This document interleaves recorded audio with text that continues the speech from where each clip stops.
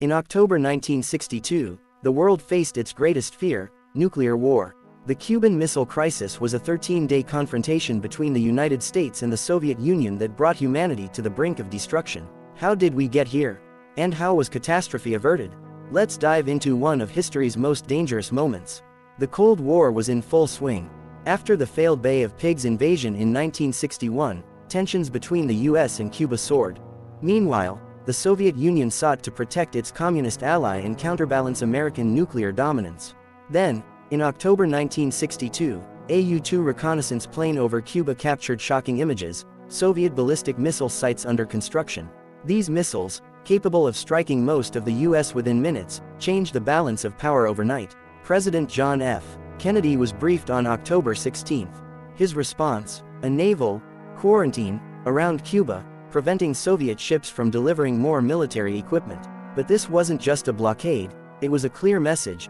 Any attack from Cuba would be seen as an attack by the Soviet Union, demanding full retaliation. The Soviets didn't back down. Khrushchev condemned the US actions, accusing America of pushing the world to war. Both nations placed their militaries on high alert. The stakes couldn't have been higher. For 13 tense days, the world waited. Schools practiced nuclear drills, families prepared fallout shelters, and news outlets speculated, would this be the end? Communication between Washington and Moscow was relentless. Publicly, both sides appeared unyielding, but behind the scenes, secret negotiations were underway. Kennedy's administration sent a back-channel message: if the Soviets removed their missiles from Cuba, the US would pledge not to invade the island. But Khrushchev wanted more: removal of US missiles from Turkey, a demand kept secret from the public. On October 28, the world exhaled. Khrushchev agreed to withdraw the missiles from Cuba, and in return, Kennedy agreed not to invade. Quietly, weeks later, US missiles in Turkey were also removed, though this detail remained classified for years. It was a diplomatic triumph, but the lessons were clear: nuclear brinkmanship was not a sustainable strategy.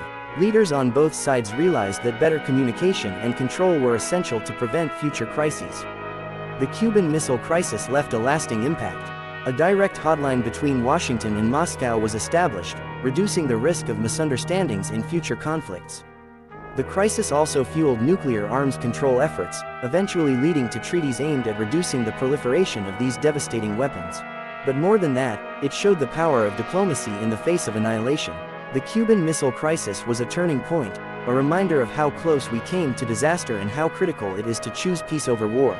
Let this moment in history remind us: dialogue can avert destruction. If you enjoyed this deep dive into history, don't forget to like, subscribe, and hit the bell for more stories that shaped our world.